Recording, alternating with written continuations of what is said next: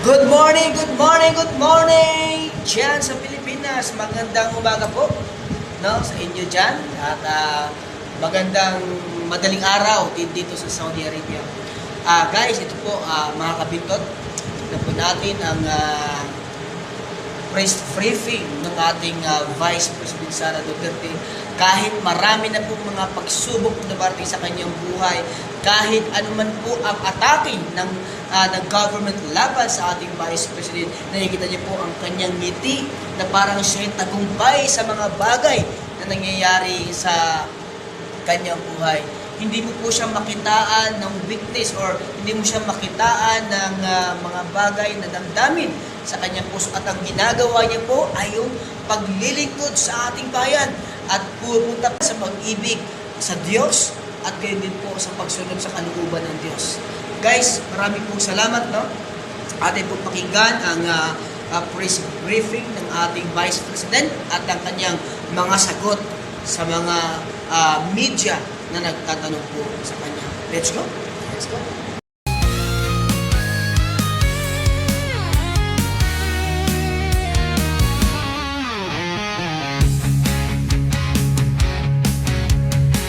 Ma'am, no, because there is a case. So usually we refer it for legal advice kung meron ng abogado. So very unlikely na humindi yung Office of the Vice President. Kasi ang protocol o ang SOP namin sa opisina na kapag merong lumapit ng tulong at example, pag-assess ng tao, legal problem siya, ay hinahanapan siya or pinapartner siya sa kung sino yung abogado na pwedeng magbigay ng legal advice. Next question. Another issue po, okay lang po ba? Okay. Former President GMA proposed a bill expanding or giving additional duties and responsibilities to the Vice President. Would you say na kulang pa ang existing duties po ninyo as VP? Meron pong bill, House Bill, si dating Pangulong Gloria Macapagal Arroyo of an OVP charter. Doon sa charter, kung makikita ninyo, nakalagay lang doon yung institutionalization ng mga units sa opisina ng Pangalawang Pangulo at nakalagay din doon ang organizational structure. Kasi pagpasok namin, ma'am, ang nangyayari, bago lahat, lagi, walang institutional memory ang Office of the Vice President. So bago siya lahat lagi. Pagpasok ng bagong Vice President, bago ang opisina, bago ang structure, ang HR structure niya, bago ang mga units. So ang ginawa namin, ma'am, para merong continuity sa lahat ng mga Vice Presidents ay ginawa namin ng charter. Dinify namin doon na dapat merong USEC, dapat merong ASEC, ang opisina, at dapat merong mga ganito na klase ng mga units, KM, HR, legal, finance, para hindi nahihirapan yung papasok na bagong Vice President. Kasama na din doon yung opisina, sana, permanent office, para hindi rin lumilipat kung saan-saan yung opisina ng Vice President. Ang pinakauna doon is that para alam ng mga tao kung nasaan ang Office of the Vice President. At pangalawa, para hindi palipat-lipat yung mga personnel ng Office of the Vice President kung saan sila titira. Dahil din kung saan nililipat sa kagustuhan ng Vice President kung saan siya ililipat. Nakalagay din doon, of course, yung security unit na naging controversial sa aking termino. At yung OVP, him namin, at mga iba pang mga administration policies inside the office of the Vice President. Kung makikita ninyo, wala kaming nilagay doon na specific project dahil ang ang function ng Vice President ay kumbaga constitutional successor. Yun lang ang only function ng office of ng Vice President. Pero sa atin, traditionally, ang Office of the Vice President ay binibigyan ng budget for the Vice President to decide on what his or her projects are, and then they can implement projects to complement the services of the other national government agencies. So on that note, hindi namin nilagay yun, ma'am. Kasi baka, naisip ko, merong Vice President na papasok na wala siyang project. Wala siyang gustong gawin, kundi maging constitutional successor lang. So ibig sabihin, mag-aantay lang siya na mawala yung presidente. Pero so far, wala pa naman tayong nakita by history, wala tayong nakita na Vice President na ganun ang gusto niya. Lahat merong kani-kanilang projects. Ang hindi lang namin ginawa ay mag-define kung ano yung project. Kasi magdedepende yon sa panahon kung kailan siya naging Vice President, sa panahon kung kailan anong relevant na project. So ang ginawa lang namin ay yung structure ng opisina na kahit anong project ay ma-implement noong organization. Just one last po. Yes, ma'am. I don't know if you already asked for your reaction to the viral video of PGMA. The last time that she shook hands with you and nung pagtalikod niya is parang tila sumimangot siya. What's the relationship between you two right now po, yung status? Ni ma'am? Wala, ganun naman kasi talaga si ma'am eh.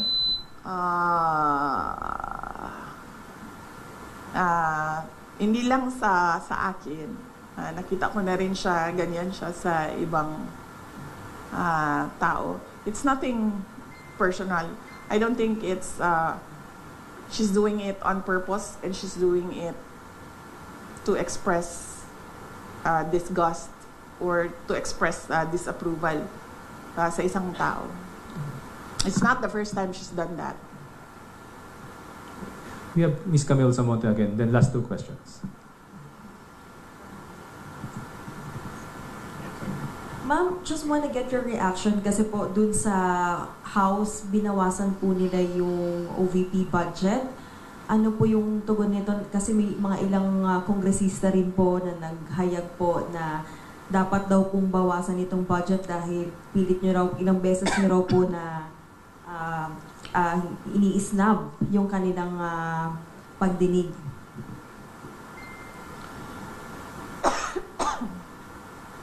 Isang beses lang ako hindi pumunta. Sa plenary, 2 beses. Sa plenary, 2 beses ako hindi pumunta sa kanila. But beyond that, as early as August, I think August 15, nung tinanong na ako kung ano yung expectations ko sa budget hearings, sinabi ko na ang expectation namin ay bawasan nila ang budget of the office of the Vice President. Dahil sinabi ko at that time, it's the same administration, it's the same speaker of the House of Representatives, and it's the same set of characters. So on that point, tama nga ako sa sinabi ko noong August. Hindi man siya Last one. nakakagulat. Hindi na ako nagugulat sa House of Representatives. Last two questions. Sorry, Sola. baka pwede niyo pong sagutin yung sinasabi ng iba, especially Congresswoman De Lima saying that you're a brat. You might would like to address that comment of her po? Oo. Kasi hindi Yes. ka nga daw po sumipot sa budget. Oo. Ang ang administration, and that is led by Malacanang Palace, ang Makabayan, ang Akbayan, ang members of the Liberal Party, yung mga pink and yellow, and sabihin na lang natin yung sixth category, all others. Meron yan silang narrative about Inday Sara. Kung napapansin nyo, paulit-ulit lang yan na sinasabi nila. Kung ano yung, at pansinin nyo din, kung ano yung lumalabas sa bibig ng Malacanang Palace, susunod yung kanilang online service providers sa news. Whether it be fake news, vloggers, totoong news, or trolling, pare-pareho yung narrative nila. At pansinin nyo, lahat ng lumabas na mga articles, isa lang yan. Sinasabi nila, number 1, pro-China. Number 2, brat. Number 3, Lucaret, crazy. At number 4, nakalimutan ko yung isa. Ano yung isa, ma'am? Paulit-ulit lang yan sila eh. At confidential funds.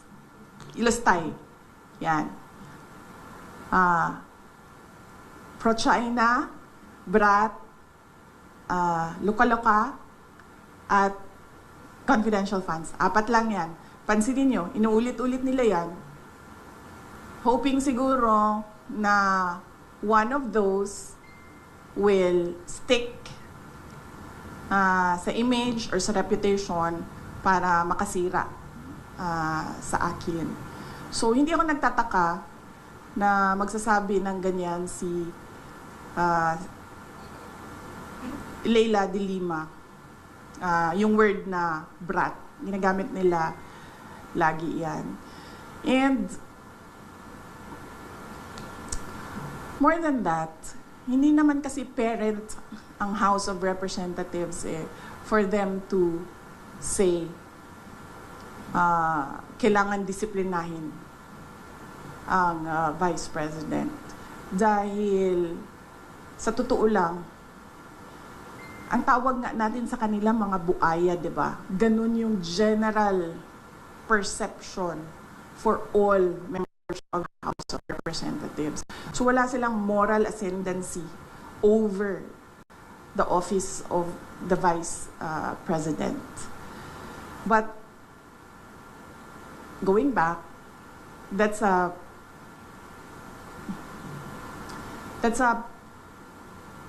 messaging narrative of anti-Duterte. No, not anti-Duterte. Anti-Sara Duterte. Messaging narrative nila. Nasa message board yan nila sa mga anti-Sara Duterte. Yan, paulit-ulit yan sila. Pro-China, Luka-Luka, confidential funds, at brat. Ang problema kasi sa messaging nila, hindi ko na lang sabihin kasi baka matuto sila sa akin, ma'am. Ayoko, ma'am, pag sinabi ko, then matuto sila, and then makaisip sila ng bago. Wag na. Last question. It's a narrative by anti-Sara Duterte groups. Ma'am, si Speaker Ramon, former Speaker Romualdez appeared before the ICI today at sabi po niya na he's happy to be invited daw at willing naman daw po siya mag-share ng kanyang mga nalaman tungkol sa budget process at information on insertions. Your thoughts on this po? Wala na, hindi ko na siya iniisip, ma'am.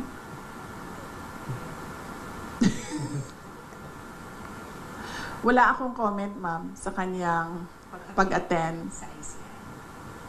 sa ICI. Or do you believe in integrity of the ICI?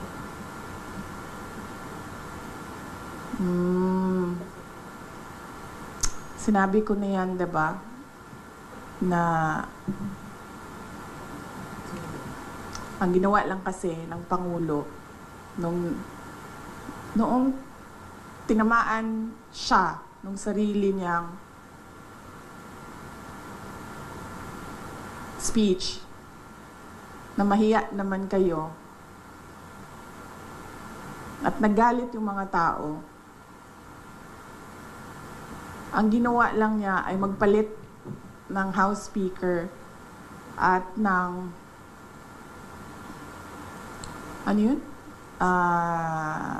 President ng Senate at gumawa ng ICI. Pero hanggang ngayon, wala pa rin nananagot. So, para bang ako dapat ang imbestigahan, ako din ang gumawa kung sino ang mag-iimbestiga sa akin. So, on the question of integrity, definitely,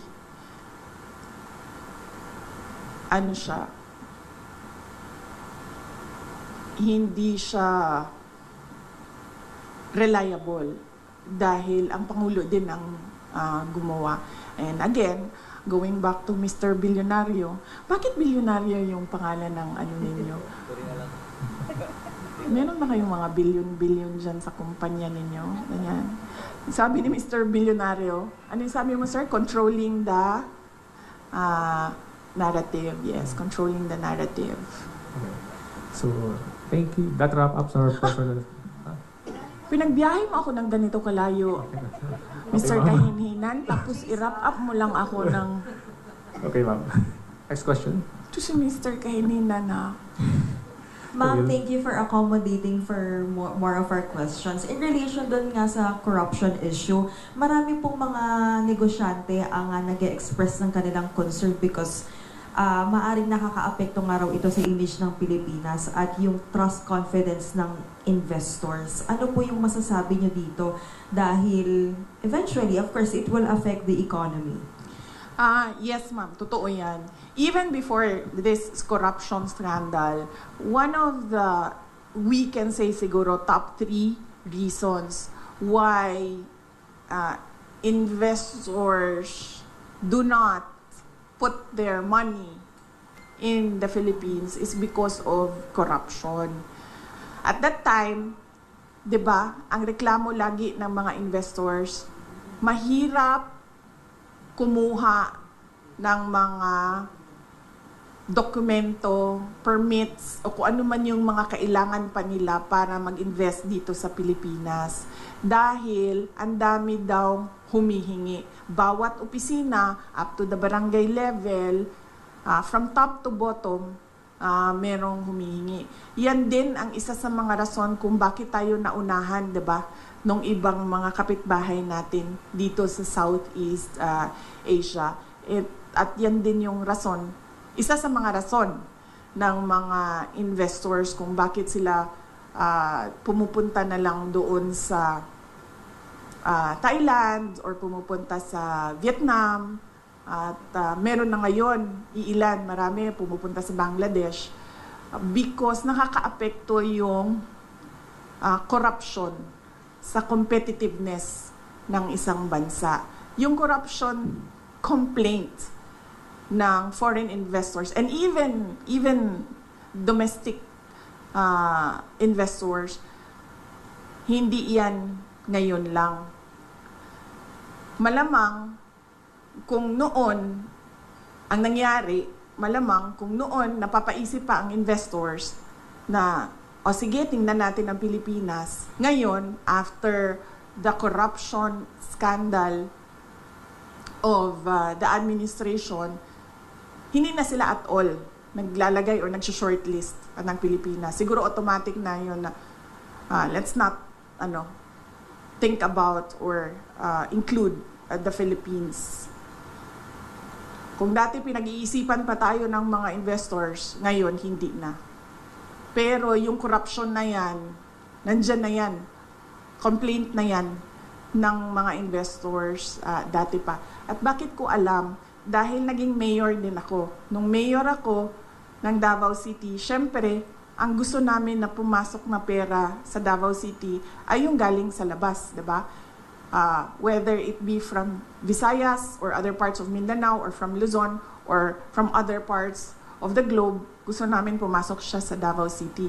At pag napapansin namin, pag kinakausap namin yung investors, meron kami sa Davao City, yung Davao City Investment and Promotion Center, DCIPC namin. At pag napapansin namin na hindi pumupunta, tumitingin, tapos hindi na bumabalik or nag-a-attempt mag-open pero hindi natutuloy, pag tinatanong namin yung merong researchers yung office na yon, nag-i-interview sila, isa doon sa mga sinasagot, corruption. Kasama doon ang cost ng investment, tubig, kuryente. Sunod dyan ay connectivity. Sabi nila, masyadong mabagal ang IT infrastructure ng Pilipinas. At nandoon na, dati pa, yung corruption. Kaya sinasabi ko, noon, kinoconsider tayo, ngayon, hindi na talaga. Dahil sa ginagawa ng administrasyon. Sola? Or so? Ma'am, amidst the situation that we have now, like, yung mga issue, corruption, rallies here, there, yung kanya-kanya ng air ng grievances or disappointment yung mga Filipino. As Vice President, ma'am, what else could be done? I mean, there's ICI, ang dami na nagrarally. Ano bang pwede pang gawin, ma'am? Alam mo, ma'am, as Vice President, akala ko Vice President, ma'am. As Vice President, sa amin, ma'am, well, we talk about it, ma'am, because lahat naman tayo merong constitutionally protected freedom of speech and expression. And we talk about it because that is the essence of democracy. Walang good governance, walang demokrasya kung hindi nakakapagsalita ang mga tao kung ano yung katotohanan na nakikita ng sarili nilang mata. In the hope na yung gobyerno makikinig. Kasi ganun dapat yun, di ba? May feedback ka dapat sa mga ginagawa mo. Para, number one, nakokorek mo yung sarili mo. Number two, responsive yung ginagawa mo. Number three, relevant siya sa bayan kung ano yung ginagawa mo. Pero, wala naman, hindi nagkukulang yung mga tao sa pagsasabi kung ano yung mali. Nagkukulang yung administrasyon sa pagtugon doon sa mali. Mr. Bilyonaryo, sino may-ari ng bilyonaryong? Hindi mo rin alam. Kasi nagtataka talaga ako of all the names, no? Business is the Bilyonaryo. business. Ano yun, pampaswerte? Kasi may swerte sa pangalan. Finungso yung pangalan ninyo. Okay. Any more Yes. questions? Ma'am, ikaw ma'am, wala kang tanong sa akin ma'am. Ang layo ng biyahe namin, lahat niyan nilaba, tapos wala kang tanong sa amin. Ma'am, wait. Magtanong ka ma'am. Miss Queenie, si Miro, EBS-CBN. Yan ma'am, gumising pa yan siya ng maaga ma'am, para tumayo dyan sa tabi. Magtrabahuin mo yan siya ma'am. Yes, ma'am. You mentioned earlier na narrative po ng mga anti-Sara Duterte, yung that you are pro-China. But what exactly, ma'am, is your stand on this continuing harassment by Chinese Coast Guard against our Philippine vessels within Philippine territory? Yes ma'am. My stand is, meron tayong arbitral award. Meron, nanalo na tayo doon. That is clear. Nakita yan ng buong mundo. And we need to assert that through diplomatic channels. Uupo. Because the harassment in the West Philippine Sea, it does not comprise the entire relationship natin sa China. Meron naman tayong problema sa iba't ibang bansa, mami, hindi lang sa China. Pero ang ginagawa natin ay dinadaan natin sa Department of Foreign Affairs. Umuupo yan sila doon, pinag-uusapan nila yan doon. So, yaan yung karapat-dapat na gawin ng isang gobyerno kapag meron silang problema sa ibang bansa. Hindi lang sa China. It has to go through the diplomatic channel. Pinag-uusapan yan. Hindi yan pinaglalabanan doon sa dagat. Your father, the minister as president, was able to do this, talagang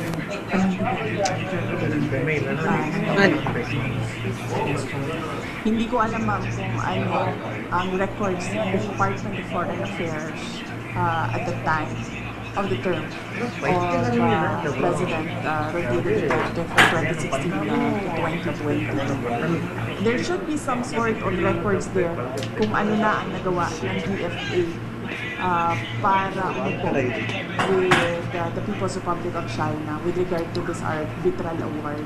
But more than asking about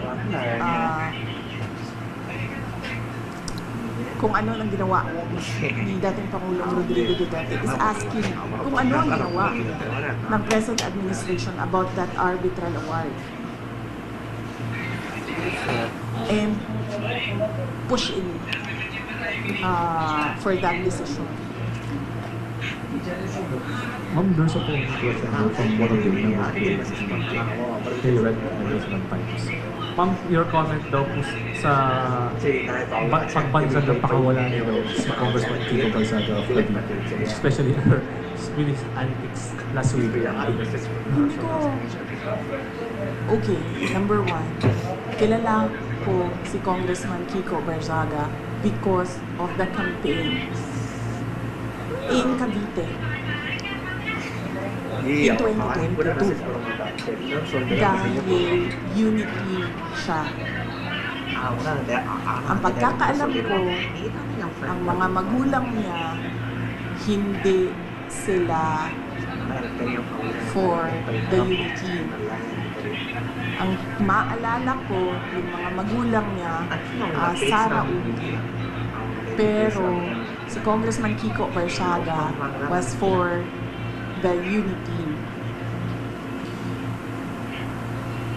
Hindi ko alam kung nagkausap man kami from that time na nakita kami sa kampanya hanggang ngayon, meron man.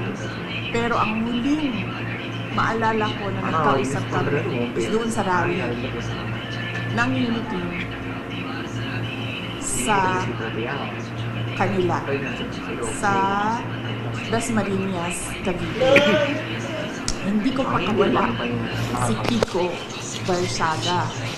Sa tingin niyo ba, sa personality ni Congressman Kiko Barzaga, isa siyang tao na mahal din ng kahit sino man? Diba? Nakikita niyo naman yung kanyang independence sa pag-iisip eh. Nakikita niyo din yung kanyang lakas ng loob. Nakikita niyo din yung prinsipyo niya. Ang example ko na lang dito ay, unang-una, yung mga magulang niya, hindi unity yun na, si Kiko Barzaga unity. Hindi yan nakikinig sa mga magulang niya, ibig sabihin. Diba? So bakit yan makikinig kay Sara Duterte? So no, I do not control Congressman Kiko Barzaga. He is his own person, he has his own principles, and he has his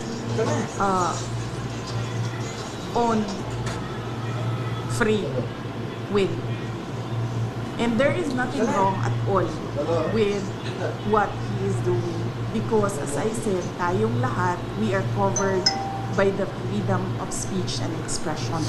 Unfortunately, meron tayong administrasyon na hindi nila matanggap na meron talagang mga tao na number one, hindi natatakot, number two, hindi nabibili ng pera.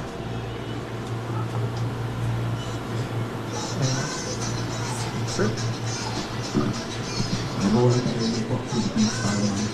May hapon. May hapon sila. May ikakabatas pa rin po ba yung lindol sa Pilipinas kesa doon sa lindol sa nangyaring scandal ng hapon? Huwag naman sana, sir. Huwag.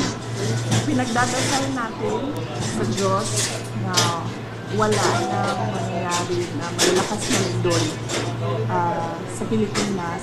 And syempre, pinagdadasal natin sa Diyos na makinig ang administrasyon na gawan nila ng solusyon ang korupsyon sa Pilipinas. Marshall. Let's give chance to others. Yes, ma'am. Yes, magandang hapon. Finally, Vice President. Ma'am, I would just want to ask, with the alleged destabilization and then yung rally natin, ma'am, left and right, Luzon, Visayas, Mindanao, ang mga lumabas, ma'am, mga young ones, makikita natin mga estudyante. Ma'am, sa tingin ko, ma'am, with what is happening now, magpapatuloy pa to, ma'am? alam mo ma'am, yung destabilization, nanggagaling lang naman yun sa administrasyon eh. Wala namang destabilization na nangyayari eh. Nagsasalita lang yung mga tao. At nai-insecure lang o natatakot lang yung administration sa lakas ng boses ng mga tao. Pero sa totoo lang ma'am, walang nagpaplano ng destabilizasyon. Normal ang pagpapahayag ng isang tao sa kanyang nararamdaman. Then I will put my fish Ang there. pansin ko, ang pansin ko, yung Only destabilization na reaction. word, na salita, nanggagaling siya lagi sa administrasyon. Because they have Kasi a video. nai-insecure sila at natatakot sila. Kasi lumalakas This one I yung will boses ng close mga tao. this video. Ay, ayaw na shouting. magsalita, ma'am, kasi baka matuto na naman sila sa akin, ma'am. Tapos pag natuto sila sa akin, oh, di ba? Meron ba tayong ginagawang destabilisasyon? Meron bang mga tao na nag-meeting na nagsasabi na makabayan, yes, number one. Yan talaga ang vision ng makabayan, pabagsakin ng gobyerno kasi gusto nilang mag-take over. So kung meron man grupo na nagmi-meeting para pabagsakin ang administrasyon, ang gobyerno, makabayan, wala nang iba. Lahat ng iba dyan, wala nang meeting yan. Nagpapahayag yan sila ng nararamdaman nila ng galit sa pangyayari. Wala yan silang sinasabing iba na oust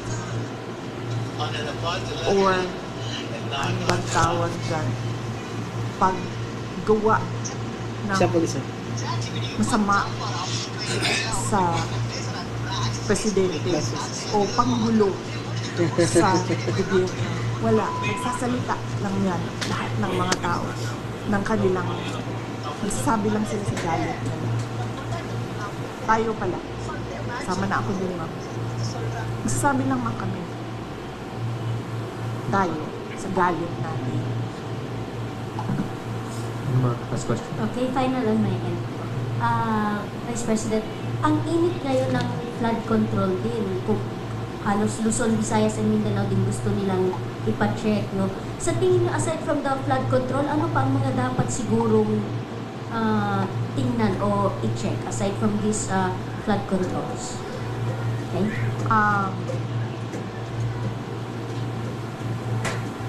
Yung una nang sinabi ko, ma'am, no, yung listahan na ginawa nila para sa Department of Education. Worthy yun, natingnan kung sino yung mga sinulat ni Martin Romualdez na mga congressman na makakatanggap sa School Building Program Fund. Pangalawa, flood control, yan, laging may corruption dyan. Farm to Market Road, laging may corruption dyan.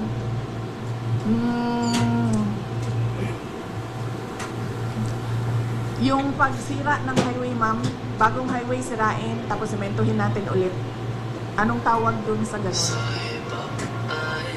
Road repairs. Road repairs? Road reblocking, no? Ang tawag dyan? Oh, yan, ma'am.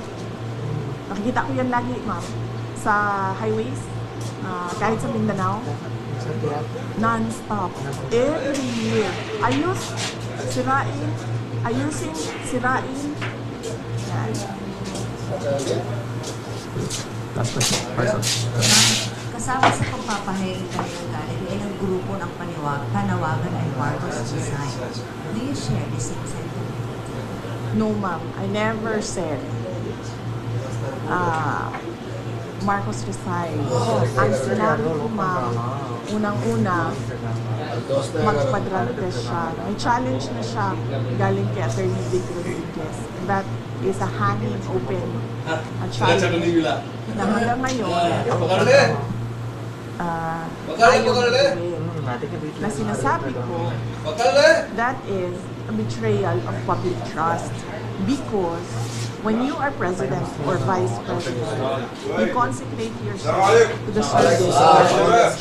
Ibig sabihin nun, ibigay mo na yung sarili mo sa bayan. Ibig sabihin nun, yung katawan mo, hindi na yan sa iyo sa bayan. Therefore, pag sinabi ng bayan, magpa-drug test ka, hindi ka pwedeng magsabi ng hindi. And therefore, that is betrayal of public trust. Ng pangalawa, yung pagpirma niya ng kadalalugan na budget. That is a culpable violation of the Constitution. Yan ang sinasabi ko. Nasagutin niya na hindi niya sinasagot. Ang ginagawa nila, hanap sila ng mga tao na atakihin nila para nakakalimutan yung tanong sa kapasidad ng Pangulo na maging leader.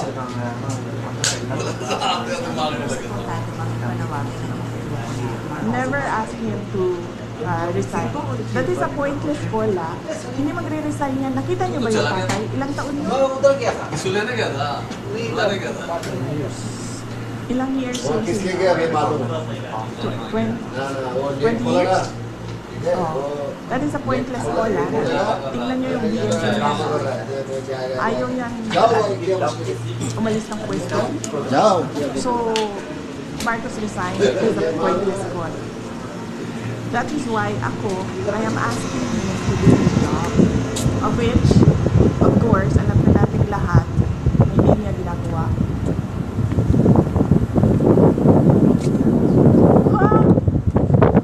Last. Ano oras? Wala na kasi tayong gagawin pagkatapos nito. Ano magagawin natin pagkatapos ito? Wala na, di ba? Ano lang po? Ano oras? Akala ko, mag-alis na ako. Pwede mo tayo dito.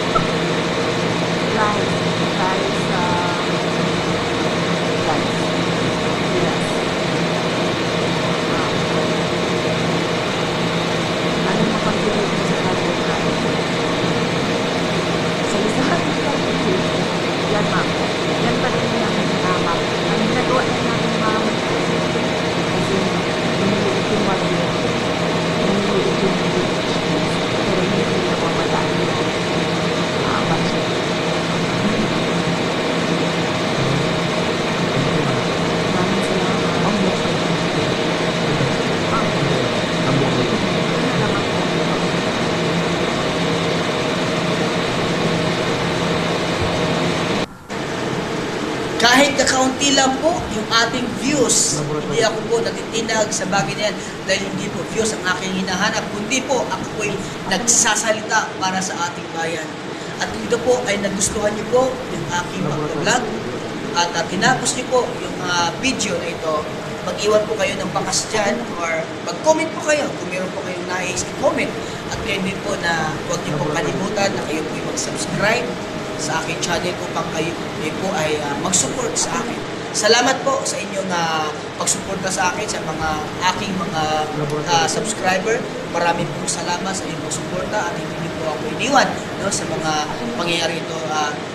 Alamin po natin, guys, ang mga nangyayari sa ating bansa. Bye-bye! Huwag po kalimutan mag-subscribe.